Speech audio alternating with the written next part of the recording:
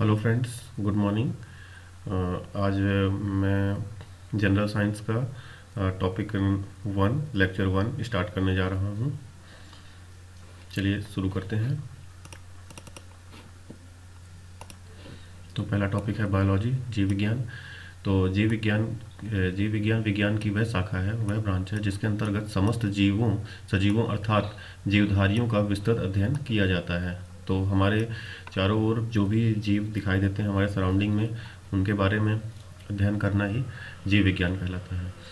तो बायोलॉजी शब्द का प्रयोग सर्वप्रथम 1801 में लेमार्क फ्रांस और ट्रेविनरस जर्मनी ने किया था। तो दो फैक्ट निकल कर आते हैं यहाँ से। आप समझिए 3 प्रश्न बनते हैं। सबसे पहला कि जीवधारियों के अध्ययन को क्या कहते हैं, तो उन्हें तो उस सब विषय को, उस ब्रांच को जीव विज्ञान कहते हैं। और बायोलॉजी या जीव विज्ञान शब्द का सर्वप्रथम प्रयोग किसने किया था, तो फ्रांस के वैज्ञानिक लेमार्क ने किया था और ट्रेविरेनस ने किया था। कब किया था? 1801 में किया था। अब नेक्स्ट हम देखते हैं, यहाँ पे आपको कुछ साइंटिस्ट के बारे में पढ़ना पड़ेगा, जैसे अरस्तु, थियोफ्रेस्टस, लेमार्क और ट्रेविरेनस। इनके बारे में हम डिस्कस करेंगे आगे। अरस्तु काफ़ी जाना माना नाम है, जैसा कि आपने सुना भी होगा। अरस्तु को जीव विज्ञान का जनक कहा जाता है, फादर ऑफ बायोलॉजी किन्हें कहा जाता है? अरस्तु को कहा जाता है। 1000 मतलब कई बार पूछा गया प्रश्न है ये। नेक्स्ट है अरस्तु को जंतु विज्ञान का भी जनक कहा जाता है, फादर ऑफ जूलॉजी भी कहा जाता है। तो अगर आपके किसी भी कॉम्पिटिटिव एग्ज़ाम में अगर पूछा जाता है कि father of biology and father of zoology किसे कहा जाता है, तो दोनों के लिए आपका आंसर अरस्तु ही होना चाहिए। और ये कई बार परीक्षा में प्रश्न पूछा जा चुका है, कई एग्ज़ाम में ये प्रश्न पूछा गया है। अब अरस्तु की एक फेमस बुक है, तो हिस्टोरिया एनिमलियम। ये बुक बहुत इंपॉर्टेंट है। अक्सर यहाँ से प्रश्न पूछ लिया जाता है कि अरस्तु की बुक का नाम क्या है। 4 बुक का नाम दे दिया जाता है और आपको सही ऑप्शन चूज़ करना होता है। तो आप अगर इसे एक बार देख लेंगे तो एग्ज़ाम में 100% श्योर है कि आपको ये याद रहेगा।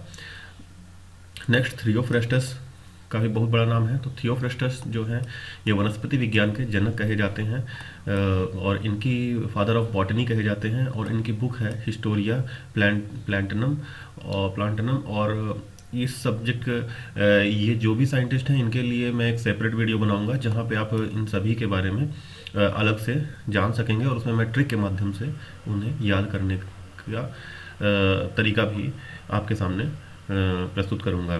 तो चलिए आगे बढ़ते हैं। हमारा नेक्स्ट सब टाइटल है सजीवों के गुण। नेक्स्ट टॉपिक है सजीवों के गुण, कैरेक्टरिस्टिक्स ऑफ लिविंग ऑर्गेनिज्म। तो बहुत ही सिंपल सी बात है, यहाँ से परीक्षा में आपके बहुत ही कम प्रश्न आता है, पर कॉन्सेप्चुअल है इसकी, इसलिए इसे जानना आवश्यक है। तो स्वयं की प्रकृति बनाने वाले, ये अपने ही समान नए जीवों को बना सकते हैं।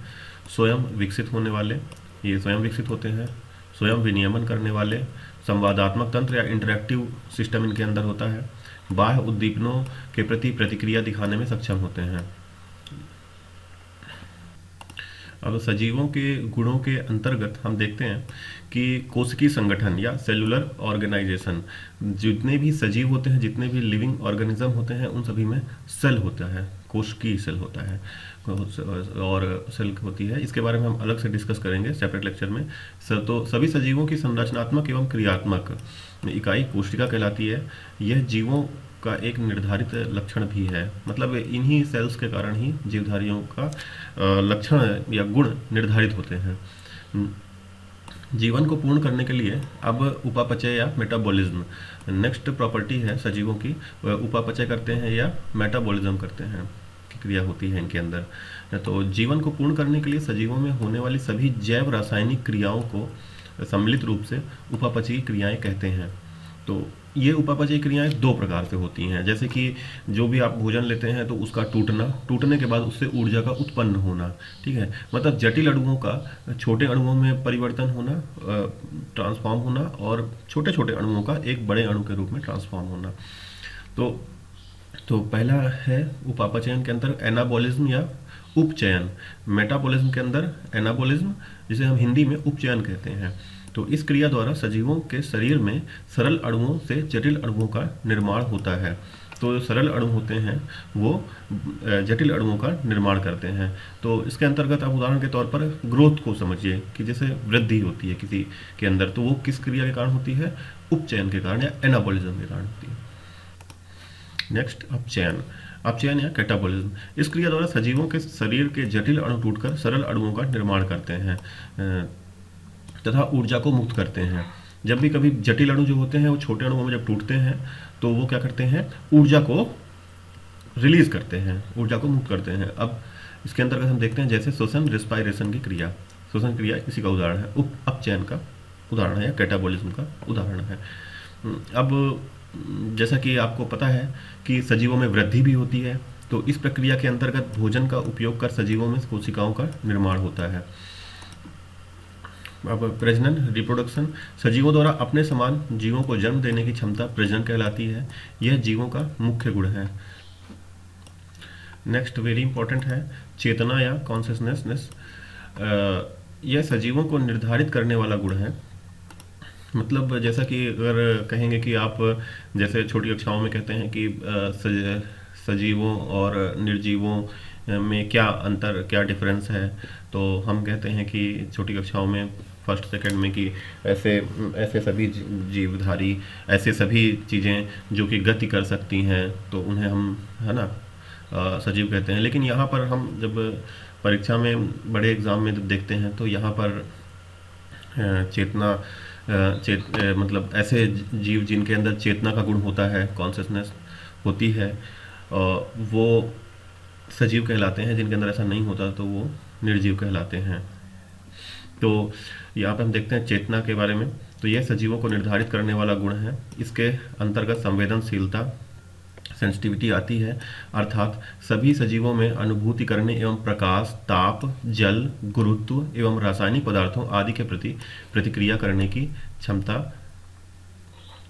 होती है, जिसे हम उद्दीपन कह सकते हैं, स्टिमुलस कह सकते हैं, किसी के प्रति रिएक्शन देने का गुण होता है। उपयुक्त के अलावा गति, मूवमेंट, पोषण, न्यूट्रिशन एवं उत्सर्जन, एक्सक्रेशन भी सजीवों के लक्षणों के अंतर्गत आते हैं। तो ऐसी सभी चीज़ें जिनके अंदर मूवमेंट होता है, एक्सक्रेशन होता है, न्यूट्रिशन होता है, रेस्पायरेशन होता है और ईटीसी, ये सभी चीज़ें जो होती हैं तो वो सभी सजीवों के अंतर्गत निर्धारित की जाती हैं। तो अगर आप इतनी चीज़ों को अगर आप ऑब्जर्व करते हैं तो आप देखते हैं कि ये सभी चीज़ें जंतुओं में तो होती हैं, एनिमल्स में होती हैं, साथ ही प्लांट्स में भी होती हैं, पौधों में भी होती हैं। अर्थात पौधे और जो एनिमल है, मतलब जंतु जो हैं, और जो है पौधे और जंतु, ये दोनों सजीवों के अंतर्गत काउंट किए जाते हैं। तो नेक्स्ट, पादप एवं जंतुओं में अंतर, डिफरेंस, है ना, इन प्लांट्स एंड एनिमल्स। तो खैर अभी आपने सेल का पार्ट नहीं पढ़ा हुआ है, तो इस कारण से इसके बारे में हम बाद में डिटेल में डिस्कस करेंगे। लेकिन जब आप कभी किसी चैप्टर को शुरू करते हैं तो आपके मन में जब ऐसा सवाल उठता है तो कुछ बेसिक चीज़ें आपको जाननी आवश्यक होती हैं। तो जैसा कि आप देख पा रहे हैं, पादप कोशिकाओं में कोशिका भित्ति पाई जाती है जो सेल्यूलोज की बनी होती है, और जंतु या एनिमल, इनमें जंतु कोशिकाओं में कोशिका भित्ति की जगह कोशिका झिल्ली पाई जाती है। नेक्स्ट, क्लोरोप्लास्ट में क्लोरोफिल की उपस्थिति के कारण पादप हरे रंग के होते हैं।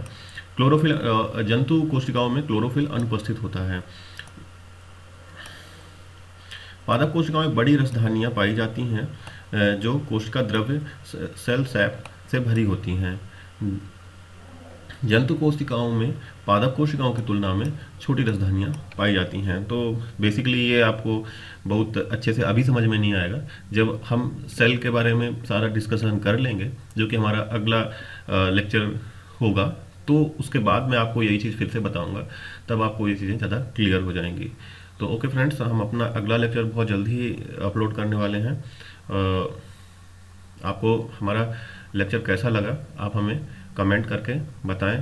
चैनल को लाइक करें, सब्सक्राइब करें, ताकि समय समय पर आपको हमारे द्वारा नए नए वीडियो जो डाले जाते हैं आपको उनका नोटिफिकेशन प्राप्त हो सके। थैंक यू, धन्यवाद।